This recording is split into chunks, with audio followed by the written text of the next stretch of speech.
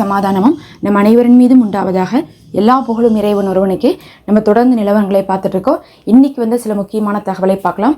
அதுலேயும் வந்து மஸ்ஜிதுல் அக்ஸாவில் இந்த நோன்பு காலத்தில் நடந்த ஒரு நல்ல விஷயத்தை பார்க்கலாம். கேட்குறக்கே வந்து ஆச்சரியமாக இருக்கும். அவ்வளோ ஒரு அழகான ஒரு நிகழ்வு. அந்த நிகழ்வை பார்க்கறதுக்கு முன்னாடி இப்போ காசாவில் என்ன நடந்துட்டு இருக்குன்னு பார்க்கலாம். இப்போ நம்ம பேசிகிட்டு இருக்கக்கூடிய இந்த நேரத்தில் கூட வந்து போர் ஆரம்பிச்சிருக்கலாம்னு சொல்லலாம். ஏன்னா அந்த அளவுக்கு வந்து இஸ்ரேல் ராணுவம் பேச்சுவார்த்தையெல்லாம் முறிச்சிட்டாங்கன்னு நம்ம நேற்றே சொல்லியிருந்தோம்.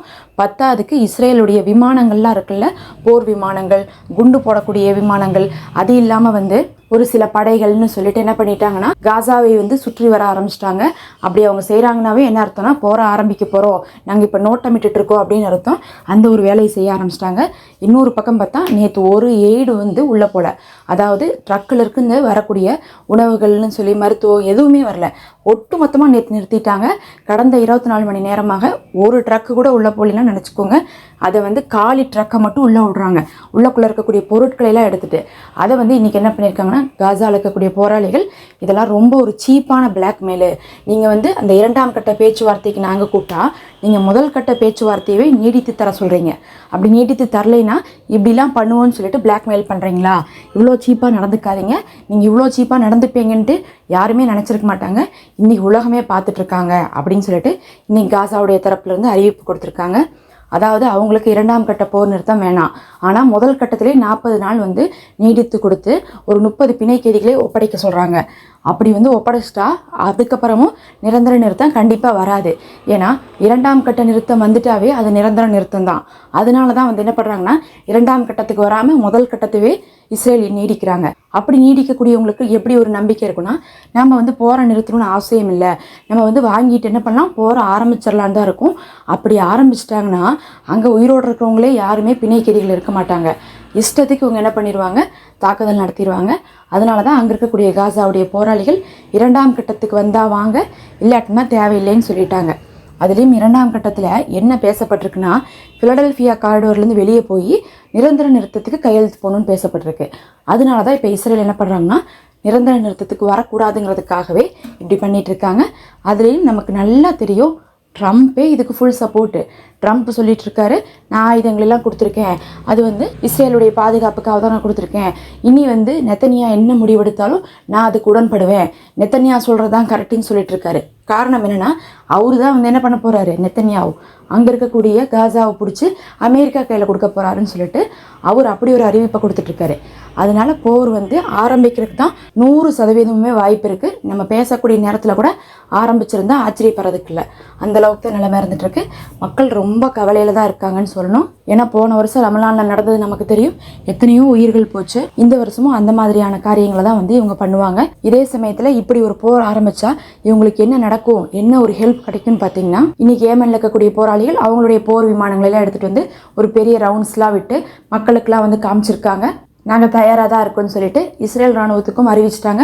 இனி நீங்கள் வந்து காசாவில் போர் நிறுத்தத்தை வந்து முறியடித்து ஆரம்பித்தா மறந்துடாதீங்க, நாங்கள் டெல் அவீவை குறி வச்சு தாக்குவோம், ஐஃபாவை குறி வச்சு தாக்குவோன்னு சொல்லிட்டாங்க. அப்போ லெபனானில் இருக்கக்கூடிய போராளிகள் முதல்ல தாக்கிட்டு இருந்தாங்க. இப்போ வந்து பார்த்தா ஏமனில் இருக்கக்கூடிய போராளிகள் நேரடியாக கப்பலை முடக்கிறது மட்டும் இல்லாமல் தாக்குதலும் செய்ய போகிறாங்க.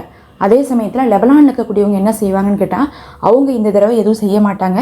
ஏன்னா லெபனானுடைய கவர்மெண்ட் மாறினால அந்த கவர்மெண்ட் என்ன அறிவிச்சிருச்சுன்னா, நாங்கள் வந்து அமெரிக்காட்டிருந்து தான் உதவி பொருட்களை வாங்கிட்டு இருக்கோம், அதாவது வந்து இராணுவத்துக்கு தேவையான எய்ட்ஸ்லாம் வாங்கிட்டு இருக்கிறதுனால அதனால அவர்களை எதிர்த்து நாங்கள் தாக்கறதுக்கு ரெடியாக இல்லைன்னு சொல்லிட்டு அறிவிச்சிட்டாங்க லெபனானுடைய கவர்மெண்ட்டு.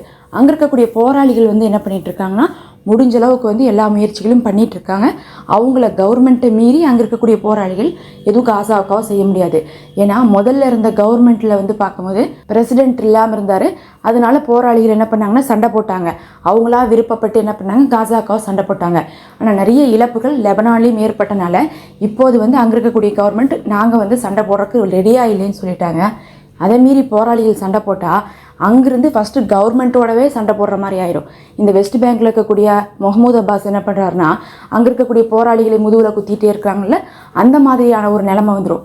அது வந்துச்சுன்னா என்ன ஆயிரும்னா படுதோல்வி ஆயிடுவாங்க. ஏன்னா உள்நாட்டில் இருக்கக்கூடிய அரசிடமும் சண்டை போட்டு அதுக்கப்புறம் இஸ்ரேலிடமும் சண்டை போடணுன்னா அது நடக்கவே நடக்காது.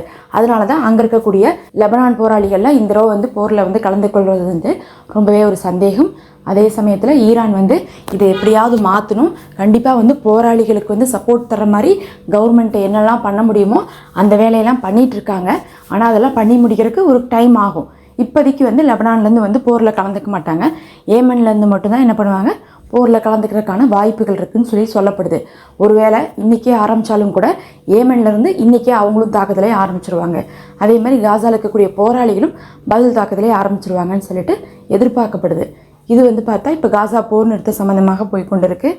அதே சமயத்தில் இன்னும் அரபு லீக் மாநாடு வந்து இன்னும் ஒரு வாரத்தில் வந்து கூட போகுது. அதில் வந்து பார்த்தா காசா மக்கள் வந்து வெளியேற்றாமல் எப்படி வந்து காசாவை மீள கட்டமைக்கிறதுன்னு சொல்லிட்டு பேச போகிறாங்க. அதை பற்றி தான் வந்து எஜிப்டுடைய வெளியுறவுத்துறை அமைச்சர்கிட்ட காசாவுடைய வெளியுறவுத்துறை அமைச்சர் வந்து சந்தித்து பேசி நேற்று சில அறிவிப்பெல்லாம் விட்டுட்டு இருந்தாங்க.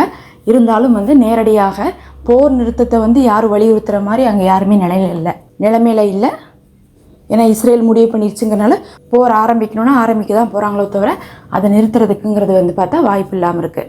அப்படியே இங்கிருந்து நம்ம வந்து வெஸ்ட் பேங்க்குக்கும் அங்கேருந்து அக்ஸாவுக்கும் பார்த்தோம்னா, வெஸ்ட் பேங்க்லேயும் தொடர்ந்து வந்து வான் தாக்குதல்லாம் ஒரு சில இடங்களில் நடத்த ஆரம்பிச்சிட்டாங்க. வெஸ்ட் பேங்க்கில் இருந்த முக்கியமான பகுதிகள் ஜெனின், நெபுலா, துப்லஸ் பகுதிகளெல்லாம் பல மக்களே வந்து என்ன பண்ணிட்டாங்க, வெளியேற்றிட்டாங்க. 12,000க்கும் அதிகமான மக்கள் வெளியேறினவங்க இப்போ உள்ளே வர முடியாமல் இருக்காங்க. அந்தளவுக்கான கஷ்டத்தை வெஸ்ட் பேங்க்லேயும் மக்கள் வந்து அனுபவித்து கொண்டு இருக்காங்க. இந்த நிலைமையில் என்ன பண்ணியிருக்காங்கன்னா, காசா இருக்கக்கூடிய போராளிகள் வெஸ்ட் பேங்க்கில் இருக்கக்கூடிய மக்களை வந்து அழைப்பு கொடுத்துருக்காங்க. எதுக்காகனா, அக்ஸாவில் வந்து என்ன சொல்லிட்டாங்கன்னா 55 வயசுக்கு மேலே போய் தொழுகக்கூடாதுன்னு சொல்லிட்டு இஸ்ரேல் ராணுவம் வந்து ரெஸ்ட்ரிக்ட் பண்ணியிருக்கு. அதனால இந்த வருஷம் அவங்களுக்கு அக்ஸா தான் ஃபஸ்ட்டு குறியாக இருக்குது. அக்ஸாவை பிடிச்சிட்டு அப்படியே வெஸ்ட் பேங்க்கை வந்து இஸ்ரேலாக மாற்றுறதா 2025 இஸ்ரேல் பிளானு. அதேமாதிரி காசாவை பிடிச்சி அதை அப்படியே வந்து ரியல் எஸ்டேட்டாக மாற்றுறது தான் அமெரிக்காவுடைய பிளானு. வெஸ்ட் பேங்க் வந்து இஸ்ரேலுக்கு, காசா வந்து அமெரிக்காவுக்குன்னு சொல்லிட்டு இவங்க வந்து பேசி வச்சுருக்காங்க. அதனால அக்ஸாவை பிடிச்சிட்டா வெஸ்ட் பேங்க்கவே பிடிச்சதுக்கு சமம். நீங்கள் என்ன பண்ணுங்கள், அவங்க உங்களை விட மாட்டேன்னு சொல்கிறாங்க, நீங்கள் விட்டு கொடுக்காம தினமுமே ஆயிரக்கணக்கானவங்க ஒவ்வொரு நேர தொழுகைக்கும் போங்க. எல்லாத்துக்கும் மேலே நீ வரக்கூடிய இந்த 30 நாளுமே ரமலானில் நீங்கள் அக்ஸாக்குள்ளே தான் இருக்கணும் அப்படிங்கிறதை உறுதிப்படுத்தி கொள்ளுங்கள். அக்ஸாவில் கொஞ்சம் கூட வந்து காலியாக விடாதீங்க. ஏதாவது ஒரு கூட்ட மக்கள் சஹரில் இருந்துக்கிட்டே இருங்க. அதே மாதிரி ஒரு சில கூட்ட மக்கள் நோன்பு வச்சு பகலில் இருங்க, இஃப்தாருடைய நேரத்தில் இருங்க, அங்கேயே தூங்குங்க. இந்த மாதிரி வந்து பார்த்திங்கன்னா அக்ஸா முழுவதுமே முஸ்லீம்கள் நிறைந்திருந்தால் அங்கே இருக்கக்கூடிய இஸ்ரேலால் ஒன்றுமே பண்ண முடியாதுன்னு சொல்லிட்டு சொல்லியிருந்தாங்க. சொன்னதை ஒட்டி அங்கே இருக்கக்கூடிய பொதுமக்கள் இன்றைக்கி செய்தது வந்து பார்த்தா ரொம்பவே ஆச்சரியமாக இருந்துச்சு. ஆயிரக்கணக்கான மக்கள் ஃபஜருடைய நேரத்திலே கூட்டமாக வந்திருந்தாங்க. அதுவும் வந்து பார்த்தா இஸ்ரேல் இராணுவத்தாலே சமாளிக்க முடியல. ரொம்ப அதிகமான மக்கள் வந்தால் என்ன பண்ணுவாங்கன்னா அவங்களே வேறு வழி இல்லாமல் விட்டுருவாங்க. அந்தளவுக்கு வந்து பார்த்தா இஸ்ரேல் இராணுவம் எதிர்பாராத அளவுக்கு சஹர் நேரத்தில், ஃபஜர் நேரத்துலலாம் கூட்டம் அலமோதி இருக்குது. அவர்கள்லாம் உள்ளே போகிறாங்க, தக்பீர் ஓதுறாங்க, தொழுகிறாங்க. எங்களுடைய காரியத்தை நாங்கள் நிறைவேற்றி தான் தீருவோம், எங்கள் உரிமையை நாங்கள் வந்து விட்டு கொடுக்க மாட்டோம்னு சொல்லிட்டு இன்றைக்கி காமிச்சிருக்காங்க. இத்தனாயிரம் மக்கள் வந்து ஃபஜருடைய நேரத்தில் கூட வராங்கன்னா எந்த அளவுக்கு வந்து அவங்களுக்குள்ளேலாம் வந்து ஒத்துமை இருந்திருக்கும், எந்த அளவுக்கு அந்த ஒரு இடத்த நம்ம விட்டுறவே கூடாது புனித ஸ்தலத்தைன்னு சொல்லிட்டு உறுதியாக இருக்கிறாங்கன்னு சொல்லிட்டு காட்டுது. என்னதான் வந்து இஸ்ரேல் ராணுவம் ரெஸ்ட்ரிக்ஷன் போட்டாலும் அங்கே எல்லாரும் தான் வந்து முயற்சி பண்ணி உள்ளே போய் தொழுதுட்ருக்காங்க. இதே மாதிரியான ஒரு நிகழ்வு போன வருடம் ரமலானில் நடந்துச்சு. எப்படின்னா கடைசியாக நடந்துச்சு. அப்போ என்ன பண்ணாங்கன்னா உள்ளுக்குள்ளேயே வரக்கூடாதுன்னு சொல்லியிருந்தாங்க. அப்போ என்ன பண்ணாங்கன்னா கதவெல்லாம் வந்து உடச்சிக்கிட்டு உள்ளே போகிற அளவுக்கு ஒரு பெரும் கூட்டம், கதவுக்கிட்ட வந்து அவ்வளோ பேர் நின்றுட்டே இருப்பாங்க. இஸ்ரேல் ராணுவம் திறந்து விட்டுனுமே என்ன பண்ணியிருப்பாங்கன்னா அலமோதிட்டு உள்ளே போவாங்க, தக்பீர் சொல்லிவிட்டு, அதுக்கப்புறம் பாலஸ்தீனத்துடைய கூஃபியாவை அணிஞ்சிட்டு, கையிலெல்லாம் வந்து சில பொருட்களெல்லாம் வச்சுட்டு, ஒலி எழுப்பிட்டு, சத்தத்தெல்லாம் காமிச்சிட்டு, இந்த மாதிரி என்ன பண்ணாங்கன்னா ரொம்ப வந்து சஹருடைய நேரம் முழுவதுமே அக்ஸாவை வந்து முழுசாக வந்து என்ன பண்ணுவாங்கன்னா உள்ளே போய் அமல் செஞ்சுருப்பாங்க. சஹருடைய நேரம் முழுவதுமே முஸ்லீம்கள் உள்ளே இருந்திருப்பாங்க. அந்த மாதிரி இப்போ ரமலானில் அக்ஸாக்குள்ளே அவங்களுடைய ஒத்துமையை காட்டுறதுக்காக அந்த மக்கள்லாம் இப்போ வந்து முடிவு செஞ்சு அப்பப்போ ஒவ்வொரு நேர தொழுகைக்கும் நினச்சி பார்க்க முடியாத அளவுக்கு ஒரு கூட்டம் போய் கொண்டு இருக்குது. அங்கேயே இருந்து சஹர் செய்கிறாங்க, இஃப்தார் விருதுகள்லாம் வந்து ஏற்படுத்திகிட்டு இருக்காங்க. இது வந்து பார்த்தா இஸ்ரேல் இராணுவத்துக்கு அவங்களுடைய பிளானை வந்து சக்ஸஸ் பண்ண முடியாத அளவுக்கான ஒரு நெருக்கடியை கொடுத்துட்ருக்கு.